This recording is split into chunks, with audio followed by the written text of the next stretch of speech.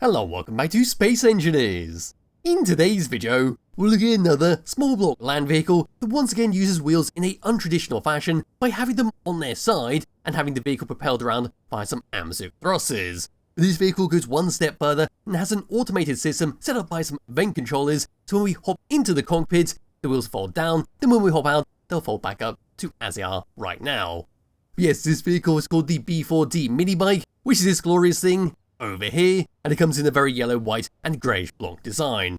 But for a quick demonstration of how these wheels work, grabbing hold my character and just realigning the camera like so, hopping in here and just putting that into third person view, there we go, putting it like so, that'll do quite nicely, hopping out of the seat, in fact that was just absolutely terrible, getting in the seat one more time, there we go, they move all the way down, we can drive this thing around, once we're done we hop out, and they fold all the way back up, without us needing to do anything in the cockpit, or well just anything in general.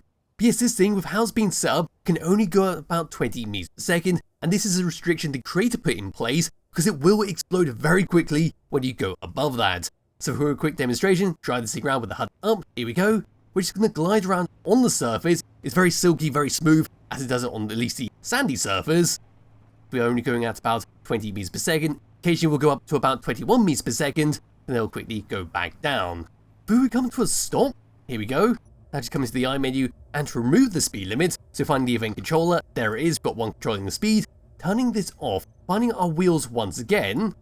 There we go, we want to come over to here, find the short wheels, we've only got 3 of them on here.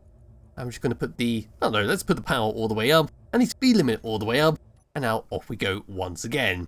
During my testing, I did this beforehand and managed to get up to about 90 meters per second. About 95 is where I suddenly got flung up into the air, and well, landed back down and it exploded. But as you can see right here, we're doing very, very well. We're now at 90 meters per second, 95, 90, and 100. And there we are once again. We're taking a bit of damage, and now we're just going to be flung around. And that's why the speed limit has been imposed. But it looks like it's still doing very well. We've still got our wheels, and it's still just jumping along there. It looks like we lost a bit of the spoiler at the back, and it should come to a stop. But it doesn't look like it's going to. We might have lost our thrusters on each side. And it's just going to keep going at a pretty steady 30 meters per second, all the way towards those space power outposts in the distance from the previous video where I showcased that missile launching truck.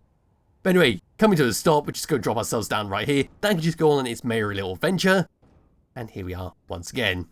So bringing the free camera all the way over and just doing it like so, I don't have to go and scoot it around and actually find out where it's gone. Here we go. Pressing F10, finding this in spawn menu, the B4-D MiniBike is 59 small blocks, using the old TomToms, heavy entry and wasteland DLC packs. We've also got the important bit of information that we've already talked about, where it says it can barely break 20 meters per second without destroying itself, but as you saw there, we did manage to go well above that. It's only when it hit 90 meters per second did things start to go horribly wrong. But anyway, giving this thing a thumbs up, we're going to move around towards the very front, have a quick look around the outside. I'm supposed to drive it around once again, and that'll be that. So yes, for the very front of the B4-D MiniBike, this is what we get, and that's an industrial spotlight to light up the darkness, surrounded by some yellow and grey steel blocks. Right down to here is our first little wheel that tucks up behind a couple more steel blocks that hold all the way down when we get into the cockpit. With the camera all the way down and below there we go, that's simply how it's been set up. Then down there we see a massive hodgepodge of all the different stuff going on, including our suspension and how it's all been set up.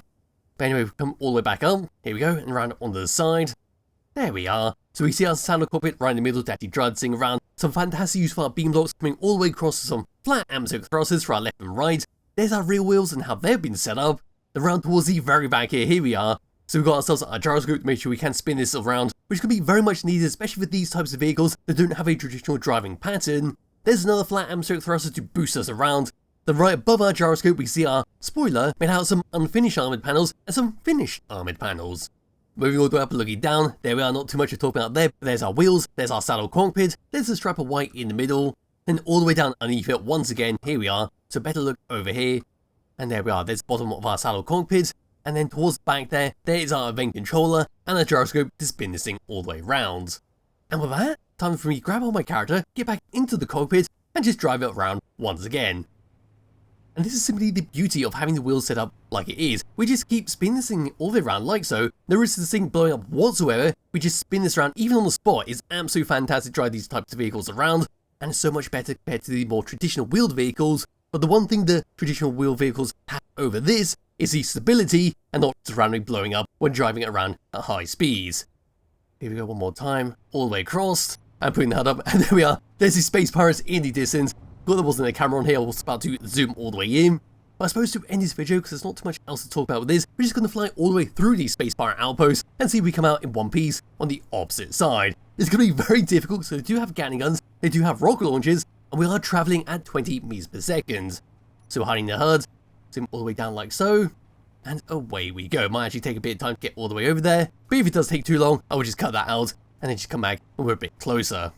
And here we go, we're now within engagement range of the space pirate outpost. I'm not actually too sure they're going to attack. If I remember correctly, when I copied and pasted them, they sort of lost their ability to use their turrets. Despite being labelled as a space pirate outpost, despite the interior turrets on the inside actually working, yes, it looks like the turrets are not actually going to shoot me, so instead we're just going to go all the way up to them and crash straight into the side. In fact, there's a massive hole right there from where I was testing out the missiles, that other vehicle.